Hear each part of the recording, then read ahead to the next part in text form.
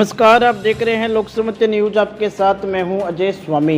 News bulletin में चर्चा करेंगे बीकानेर संभाग की खबरों की।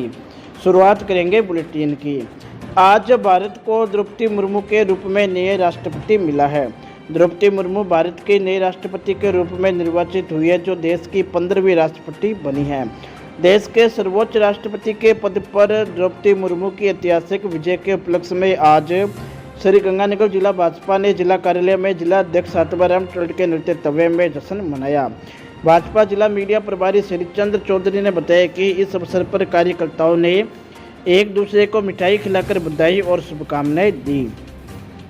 इस अवसर पर भाजपा जिला अध्यक्ष आत्माराम टंडन ने कहा कि एक बेहद पिछड़े व वंचित आदिवासी समाज के संघर्षशील महिला को देश के सर्वोच्च पद तक ले जाने का कार्य प्रधानमंत्री नरेंद्र मोदी ने किया है। इस मौके पर नई राष्ट्रपति द्रौपदी मुर्मू के जीवन पर प्रकाश डाला गया।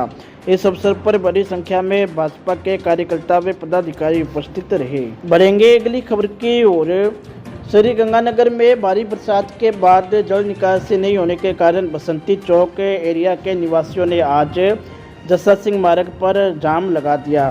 साथ ही रुआईटी के XAN मंगत सेतिया को निलंबित करने की मांग की। पूर्व पार्षद सुरेंद्र स्वामी ने बताया कि शेरवे धान मंडी का पानी जस्सा सिंह मार्ग के नाले के जरिए सूरतगढ़ रोड पर बने खाले के जरिए बाहर जाता है। पूरे शहर का पानी रेत से निकाला गया। शहर का पानी निकालने के बाद रमेश कॉलोनी सहित अन्य स्थानों पर बरसाती पानी नहीं निकलने पर लोगों में काफ़ी रोष है।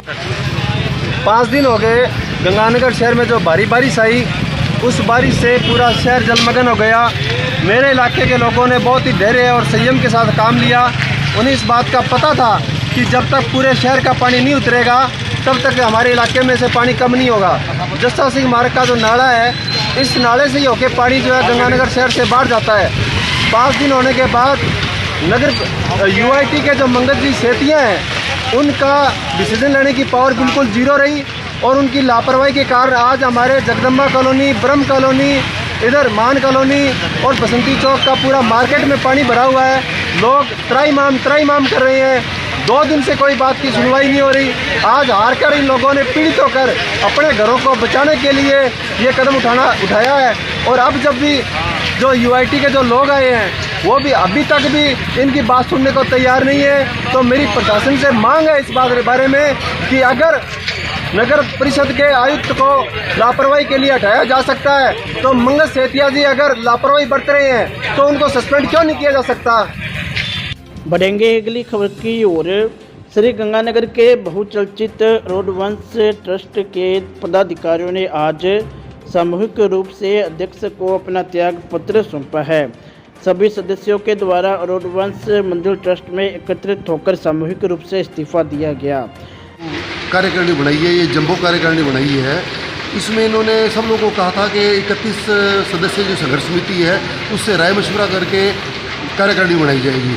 तो कार्यकारिणी से इन्होंने कोई विस्तृत चर्चा नहीं की, किसी को विश्वास में नहीं लिया और किसको सेक्रेटरी बनाना है, किसको कोषाध्यक्ष बनाना है, किसको मंदिर कमेटी देनी है, किसको स्कूल का काम देना है, किसको कॉलेज का काम देना है। ये बातें अगर वो तय करते तो हमारे सामने भी कुछ नाम आते तो हम भी उसमें से अपनी राय दे सकते थे कि कौन सा आदमी संस्था के हित में ज़्यादा बढ़िया रहेगा। उन्होंने जो एक तरफा अपनी कार्रवाई की है और उसमें भी ये लग रहा है कि ये किसी दबाव में आकर के इन्होंने ये पद बांटे हैं। और जिस बात का हम विरोध करते रहे शुरू से लेकर के अंकुर जी के साथ में मिलकर के कि 31 मेंबरी जो कमेटी है वो असली है और बाकी फर्जी कमेटी है, तो इन्होंने वही काम खुद किया। इनको ये चाहिए था 31 मेंबरी एक कमेटी बनाते और वो 31 मेंबरी कमेटी अपने आगे एक डिपार्टमेंट को, एक विभाग को, मंदिर के जो जुड़े हुए विभाग हैं उन सबको देखती 31 आदमियों में से।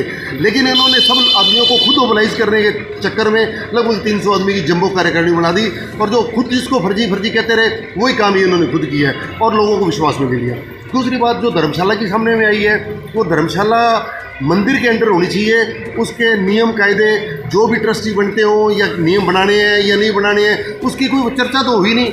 बाजार में ये बात सामने आ रही है, सुनने में आ रही है कि इन्होंने कोई लाइफ लॉन्ग अपने ट्रस्टी बनाने की नीयत से कोई काम किया है। अब वो कर दिया नहीं कर दिया, कोई विभाग में अप्लाई कर दिया, रजिस्ट्रेशन अप्लाई किया या नहीं किया, उसकी पुख्ता हमारे पास तो कोई जानकारी नहीं है। लेकिन जो साथियों ने ये विरोध किया है कि जो बाज़ारों में आ रहा है और उसका जवाब ये प्रॉपरली दे नहीं रहे, इनसे बातचीत भी की गई है।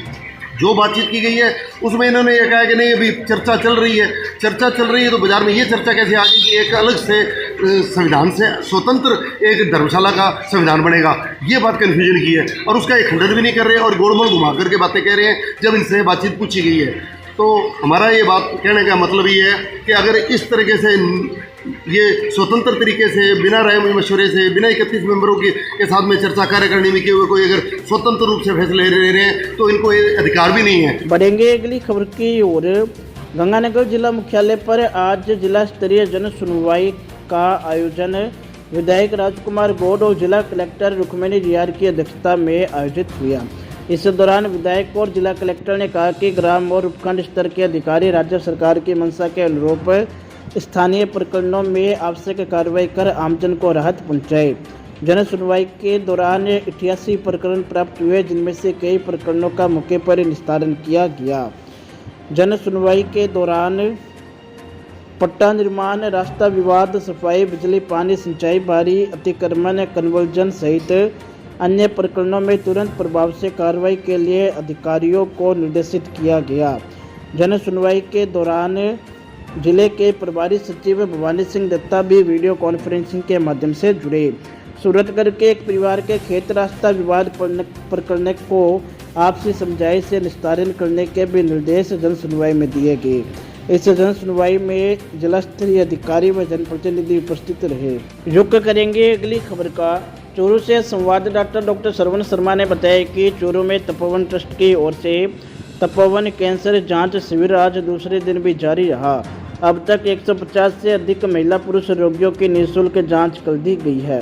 राजस्थान विधानसभा के प्रतिपक्ष के उप नेता और भाजपा नेता राजेंद्र राठौर द्वारा लगाए जा रहे इस शिविर में लोगों में भारी उत्साह देखने को मिल रहा है। अपनी जांच वैन के पास आकर लोग निःशुल्क जांच करवा रहे हैं व परामर्श ले रहे हैं। कल इस तपोवन कैंसर जांच शिविर का राजेंद्र राठौर के द्वारा शुभारंभ किया गया था।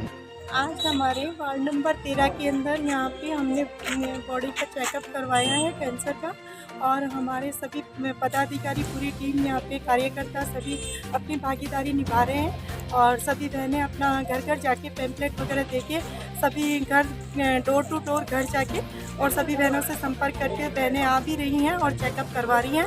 और वार्ड नंबर 4 और 9 की भागीदारी आज वन विभाग में कॉलोनी में है इसमें, और कल हमारा अग्रसेन कॉलोनी और अग्रसेन में सामुदायिक भवन के अंदर ये रखा है शिविर का। धन्यवाद। बढ़ेंगे अगली खबर की ओर। हनुमानगढ़ से संवाददाता प्रदीप पाल ने बताया कि आज़ादी के अमृत महोत्सव के अंतर्गत उत्तम पश्चिम रेलवे पर भी अनेक कार्यक्रमों का आयोजन किया जा रहा है। इसी कड़ी में आज आरपीएफ की आईईडी स्क्रीन वैन व band rally Hanumangarh junction railway station पहुंची। इस मौके पर आरपीएफ के जवानों ने बैंड की धुनों से वातावरण को सुरमय बना दिया। ए मेरे वतन के लोगों जरा याद करो कुर्बानी जैसी धुन सहित अनेक प्रस्तुतियाँ दी गई। बैंड रैली उत्तर पश्चिम रेलवे के जयपुर मुख्यालय से रवाना होकर जयपुर व अजमेर मंडल के स्टेशन पर प्रदर्शन के बाद बीकानेर मंडल के हनुमानगढ़ जंक्शन स्टेशन पर पहुंची। इस 15 अगस्त को होंगे, तो इसलिए रेल सुरक्षा को किस तरह से आरपीएफ ने पूरे इन सालों में निभाया है उसके लिए वीडियो बनाया गया था, और साथ में बैंड के थ्रू एक विजुअल रिप्रेजेंटेशन दिया है जिसमें इन्होंने रेल की किस तरह से सुरक्षा करी है, रेल के पैसेंजर्स की और रेल स्टाफ की। मुश्किल समय में, कोविड के समय में बड़े बड़े स्टेशंस पे कई बार हादसे होते हैं, तो आरपीएफ किस तरह से वहाँ पर सुरक्षा के लिए तैनात रहती है, उन सभी का इसमें रिप्रेजेंटेशन रहा। साथ ही स्वच्छता अभियान साथ साथ कैसे उसका फॉलो करते हैं, स्वच्छता में भी आरपीएफ ने किस तरह से स्टेशंस पर लोगों को जागरूक किया, उनको हमारे आगे के लिए स्वच्छता के लिए अभियान जो चल रहा है उसमें बढ़ावा देने के लिए कैसे उनको समझाइश वगैरह करते हैं। तो आरपीएफ का एक बहुत ही वेरीड रोल रहता है हमारा, सुरक्षा, स्वच्छता, ओवरऑल रेलवे किस तरह से आगे हमारा डेवलप हो उसके हिसाब से आरपीएफ का बहुत बड़ा रोल है, तो वो आज यहाँ पर दिखाया गया। बढ़ेंगे अगली खबर की ओर। गंगानगर जिला मुख्यालय पर ग्राम विकास अधिकारियों के द्वारा आज वादा खिलाफी आक्रोश दिवस मनाते हुए जिला परिषद परिसर में धरना देकर प्रदर्शन किया गया। राजस्थान ग्राम विकास अधिकारी संघ की जिला शाखा ने विभिन्न मांगों को लेकर राज्य सरकार की ओर से 11 दिसंबर 2021 को लिखित समझौता करने के बाद कोई कार्रवाई नहीं करने के विरोध में आज धरना दिया। उप शाखा मंत्री रामकुमार बांबू ने बताया कि आज विरोध स्वरूप विभिन्न शाखाओं के प्रभारियों अधिकारियों को अपने मोबाइल फ़ोन से ब्लॉक करेंगे। नहीं आज से स्वच्छ भारत मिशन, प्रधानमंत्री आवास योजना और स्वामित्व योजना का कोई कार्य नहीं करेंगे।